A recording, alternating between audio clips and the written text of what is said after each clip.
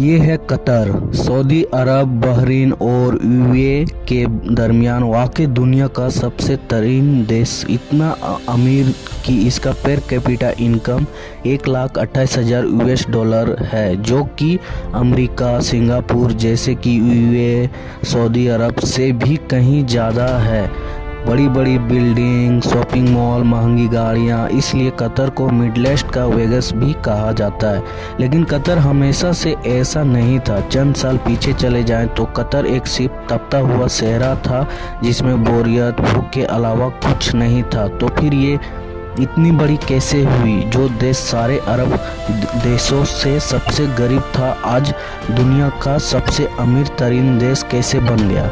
इसके पीछे एक बहुत ही इंटरेस्टिंग कहानी है और ये कहानी बाकी सारे अरब देशों की कहानी से अलग है। इस वीडियो के अंत में आप ये भी समझ चुके होंगे कि क्यों सऊदी अरब और यूएई कतर को क्यों पसंद नहीं करते हैं और कैसे आने वाला समय में अपने पड़ोसी अरब देशों के मुकाबले ज़्यादा खुशहाल होंगे और महफूज होगा। ये कहानी शुरू होती है 1960 में, जब कतर के अमीर अब्दुल, जिसके मुताबिक ब्रिटेन ने कतर को किसी भी ज़मीनी या समुद्र हमले को डिफेंड करना होगा और कतर बदले में अगले 55 साल तक ब्रिटिश कॉलोनी का हिस्सा रहेगा और यहाँ से निकलने वाले हर नेचुरल रिसोर्स में ब्रिटेन का शेयर होगा। 1940 में सबसे पहले कतर ऑयल फील्ड हुई और 1960 तक कतर में तेल की खोज और ज़मीन से निकालने का काम जोरों से था और कतर का हालात धीरे धीरे बदलना शुरू हो चुका था, मगर अभी बहुत कुछ ज़्यादा तब्दीलियाँ नहीं आई थी। लेकिन फिर 1970 शेल ऑयल कंपनी ने इस कंट्री का सबसे बड़ा खजाना दरियाफ्त कर लिया।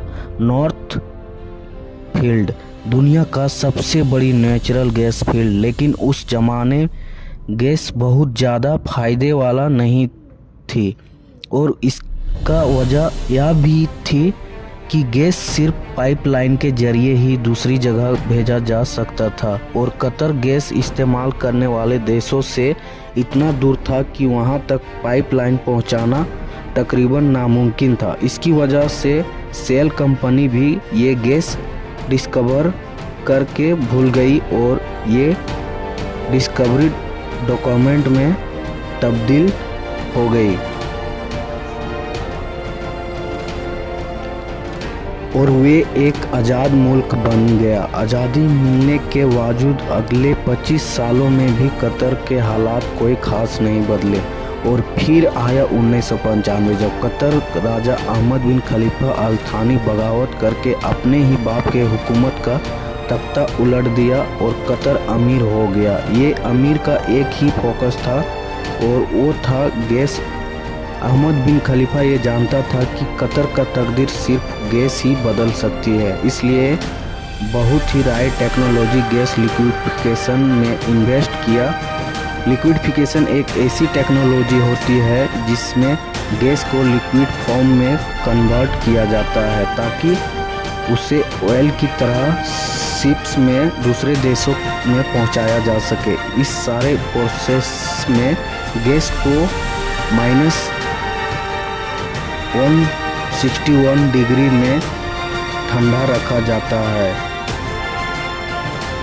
इसी प्रोसेस में कतर सारे पैसे को इन्वेस्ट कर दिया और आज वे एलएनजी का सबसे बड़ा एक्सपोर्टर है। कतर से गैस खरीदने वाले देश है India, Japan, China, south Korea और स्पेन शामिल है।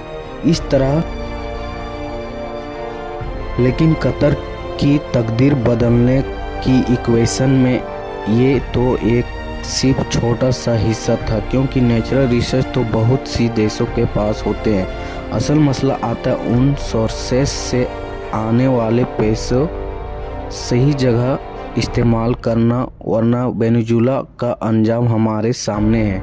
यही वो जगह है जहां कतर बाकी तमाम देशों से बाजी ले गया। कतर ने 2005 में कतर इन्वेस्ट अथॉरिटी के नाम से एक कंपनी बनाई। जिसका मकसद था तेल और गैस से आने वाले पैसों को पूरी दुनिया में इन्वेस्ट करना।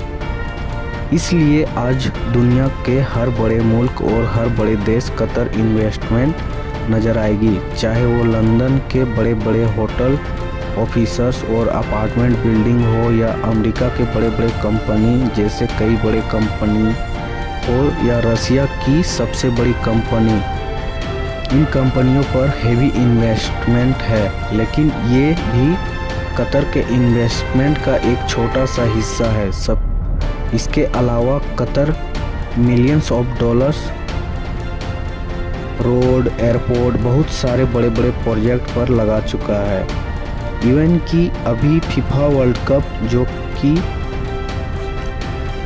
वो भी कतर में ही हो रहा है, क्योंकि state of the art stadium पूरे अरब में कतर के पास ही है।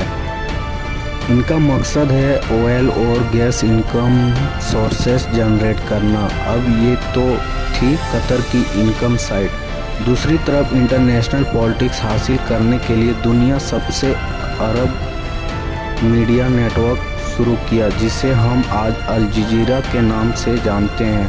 बहुत सालों तक कतर सऊदी अरबिया के कंट्रोल में था और नया अमीर खलीफा बिन अहमद ये अच्छी तरह से जानता था कि अगर कतर दुनिया में एक मकाम बनाना है तो इसके लिए एक अलग से पहचान बहुत ज़रूरी है।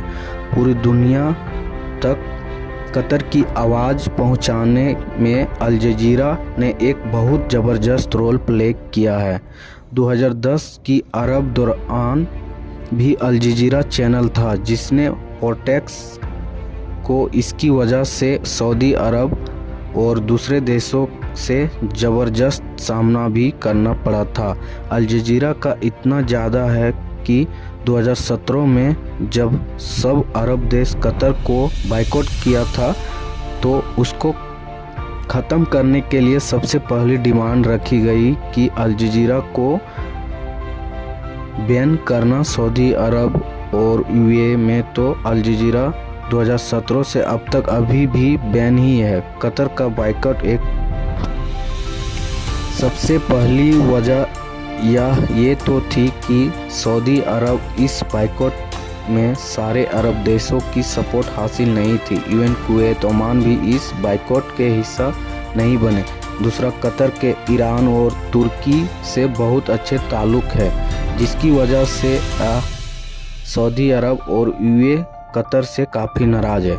मगर इंटरनेशनल सारे देशों कतर को एक अच्छा देश समझते हैं और इसलिए पूरी दुनिया में सिवाय 6 देश किसी ने इस बाइकआउट को सपोर्ट नहीं किया।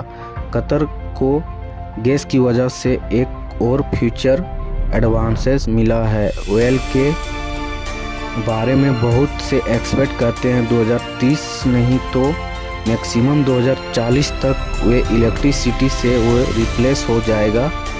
मगर गैस के बारे में कोई प्रोडक्शन नहीं, बल्कि उल्टा गैस की डिमांड बढ़ती जा रही है। अभी रिसोर्ट रसिया यूक्रेन वार में रसिया की गैस पाइपलाइन ब्लॉक होने के बाद कतर की डिमांड 10 गुना बढ़ गया है, क्योंकि अब यूरोपियन देश कतर से राब्ता कर रहे हैं और ये डील कतर को और अमीर बना देगी। 2022 में कतर की एनर्जी एक्सपोर्ट पहले ही $100 मिलियन क्रॉस कर चुकी है, जो जब कल को बाकी अरब देशों इस ऑयल रिप्लेस होने में। अब कतर में सब कुछ अच्छा भी नहीं है, लेकिन स्टील कतर बाकी अरब देशों के मुकाबले में काफ़ी ओपन स्टेट है, जहां मीडिया की आज़ादी, इकोनॉमिक कंडीशन बेहतर है और फ्यूचर प्लानिंग भी। आखिर में हम आते हैं जो कि शायद नेचुरल से माला माल है, मगर पॉलिटिक्स करप्शन की वजह से भूख की शिकार है। कतर के आबादी 60% दूसरे देशों के हैं। इंडिया, पाकिस्तान, नेपाल, बांग्लादेश कतरी पॉपुलेशन का सबसे बड़ा ग्रुप है।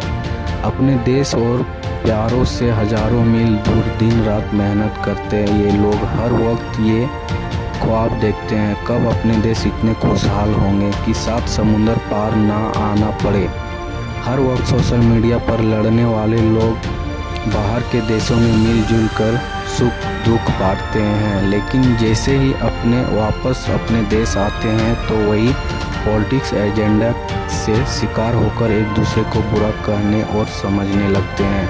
न जाने ये हालात कब बदलेंगे, कब ये फैसला करेंगे कि ये पॉलिटिशियन की डर्टी पॉलिटिक्स का हिस्सा नहीं बने, दूसरों को भी इंसान समझेंगे और फाइनली ये फैसला करेंगे अब हमें अपने देश को वो मुकाम तक लेके जाना है जहां आज सबसे अमीर देश कतर है।